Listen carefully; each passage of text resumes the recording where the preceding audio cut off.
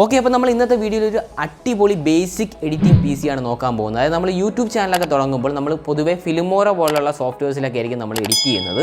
അല്ലെങ്കിൽ നമ്മൾ എഡിറ്റ് ചെയ്ത് സ്റ്റാർട്ട് ചെയ്യുന്നത് ഫിലിമോറയിലായിരിക്കും. മിക്കുള്ളവരും ഫിലിമോറ ആയിരിക്കും യൂസ് ചെയ്യുന്നത്.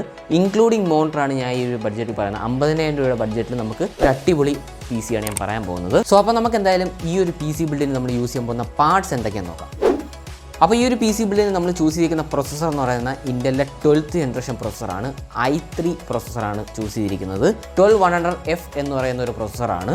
അപ്പോൾ ഇതിനകത്ത് 4 കോറും 8 ത്രെഡും ആണ് വരുന്നത്. അതുപോലെ തന്നെ ബേസ് ക്ലോക്ക് വരുന്നത് 3.30 GHz, ടെർബോ വരുന്നത് 4.30 GHz ആണ് ഇതിനകത്ത് വരുന്നത്. അപ്പോൾ ഓവറോൾ ഈ ഒരു പ്രൊസസ്സറിൻ്റെ കമ്പാരിസൺ വെച്ച് നോക്കുകയാണെങ്കിൽ ഇൻ്റലിൻ്റെ i5 10th ജനറേഷൻ അടുപ്പിച്ച് നമുക്ക് ഈ ഒരു പ്രൊസസ്സറിനകത്ത് പെർഫോമൻസും കാര്യങ്ങളൊക്കെ കിട്ടുന്നതായിരിക്കും.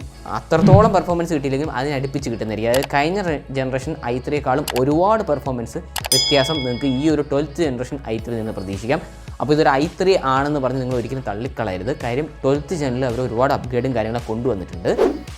സോ അടുത്ത നമുക്ക് എന്തായാലും ഇതിനകത്ത് യൂസ് ചെയ്യാൻ പോകുന്ന മദർ ബോർഡ് എന്താണെന്ന് നോക്കാം. അസ്യൂസിൻ്റെ H610M എന്ന് പറയുന്ന ഒരു മദർ ബോർഡാണ് നമ്മളിവിടെ ചൂസ് ചെയ്തിരിക്കുന്നത്. അപ്പോൾ ഇതിനകത്ത് 2 RAM സ്ലോട്ടേ വരുന്നുള്ളൂ. അതുപോലെ തന്നെ ഇതിനകത്തൊരു ഡ്രോബാക്ക് എന്ന് വേണമെങ്കിൽ പറയാം, നമുക്ക് ഇതിനകത്ത് വൈഫൈ വരുന്നില്ല. പക്ഷേ ഡുവൽ M.2 SSD സ്ലോട്ടാണ് ഇതിനകത്ത് വരുന്നത്. അപ്പോൾ ഈ ഒരു മദർ ബോർഡിൽ വൈഫൈ വരാത്തതുകൊണ്ട് മിക്കുള്ളവരും ചോദിക്കുന്ന ഒരു കാര്യമാണ്, അപ്പോൾ വൈഫൈക്ക് വേണ്ടി നമ്മൾ എന്ത് ചെയ്യും എന്നുള്ളതാണ്. അപ്പോൾ നിങ്ങൾക്ക് വേണമെങ്കിൽ വൈഫൈ കാർഡ് ചൂസ് ചെയ്യാമെന്നുള്ളതാണ്. അതായത് TP ലിങ്കിൻ്റെ അടിപൊളി വൈഫൈ, അതായത് നിങ്ങൾക്ക് ഒരു ബഡ്ജറ്റിൽ 800 ആ ഒരു ബഡ്ജറ്റിൽ നിങ്ങൾക്ക് വൈഫൈ കാർഡ് യൂസ് ചെയ്യുകയാണെങ്കിൽ മദർ ബോർഡിൽ ഇൻബിൽഡ് വരുന്ന പെർഫോമൻസ് തന്നെയായിരിക്കും നിങ്ങൾക്ക് ആ ഒരു വൈഫൈ കാർഡ് യൂസ് ചെയ്യുമ്പോഴും കിട്ടുന്നത്. അപ്പോൾ ഒരുപാട് പ്രൈസും കാര്യങ്ങളൊന്നും ആവുന്നതായിരിക്കില്ല. നിങ്ങൾ അല്ലെങ്കിൽ തന്നെ വൈഫൈ ഉള്ള മദർ ബോർഡ് ചൂസ് ചെയ്യൂ എന്നുള്ളൊരു ഓപ്ഷനൊന്നും വേണ്ട. അതിൻ്റെ ലിങ്കും ഞാൻ ഇതിൽ ആഡ് ചെയ്തിട്ടുണ്ട്.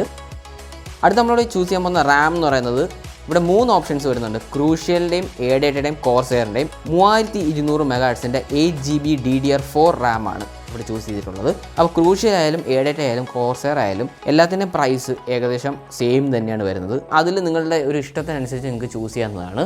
DDR4 3200 MHz ഏതെങ്കിലും ഒരു റാം ചൂസ് ചെയ്യുക.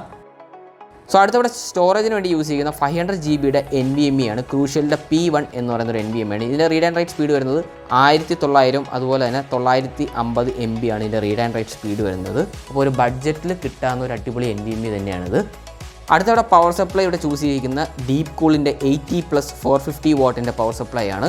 അപ്പോൾ നമ്മളിവിടെ ഒരുപാട് വലിയ അപ്ഗ്രേഡും കാര്യങ്ങളൊന്നും ചെയ്യുന്നില്ല. അതുകൊണ്ട് തന്നെ നമുക്ക് 450 വാട്ടിൻ്റെ പവർ സപ്ലൈ ധാരാളമാണ്. ഈവൻ നമ്മൾ GTX 1650 ഗ്രാഫിക്സ് കാർഡ് വെക്കുകയാണെങ്കിലും അല്ലെങ്കിൽ 1660 സൂപ്പർ ഗ്രാഫിക്സ് കാർഡ് വെക്കുകയാണെങ്കിലും നമുക്ക് 450 വാട്ടിൻ്റെ പവർ സപ്ലൈ ആവശ്യം വരുന്നുള്ളൂ. അപ്പോൾ അതുകൊണ്ട് തന്നെയാണ് ഇതൊരു ഒരുപാട് വലിയ രീതിയിലുള്ള അപ്ഗ്രേഡും കാര്യങ്ങളും ചെയ്യാത്തൊരു PC ആയതുകൊണ്ട് തന്നെ നമ്മളിവിടെ 450 വാട്ടിൻ്റെ പവർ സപ്ലൈ ആണ് ആഡ് ചെയ്തിരിക്കുന്നത്.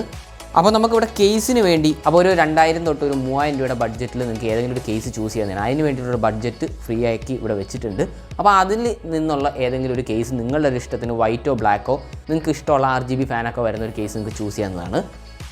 സോ അടുത്ത ഈ ഒരു PC ബിൽഡിൽ ഏറ്റവും പ്രധാനപ്പെട്ട ഒരു കാര്യമാണ് നമുക്ക് എഡിറ്റിങ്ങിന് വേണ്ടത് ഗ്രാഫിക്സ് കാർഡ് എന്തായാലും വേണം. അപ്പോൾ ഇവിടെ ചൂസ് ചെയ്യുന്ന ഗ്രാഫിക്സ് കാർഡ് എന്ന് പറയുന്നത് GTXൻ്റെ 1050 Ti 4GB ഗ്രാഫിക്സ് കാർഡാണ് ഇവിടെ ചൂസ് ചെയ്തിരിക്കുന്നത്. അപ്പോൾ ഈ ഒരു ഗ്രാഫിക്സ് കാർഡിൻ്റെ ഒക്കെ പ്രൈസ് ഇപ്പോൾ കുറഞ്ഞു വരുന്നുണ്ട്.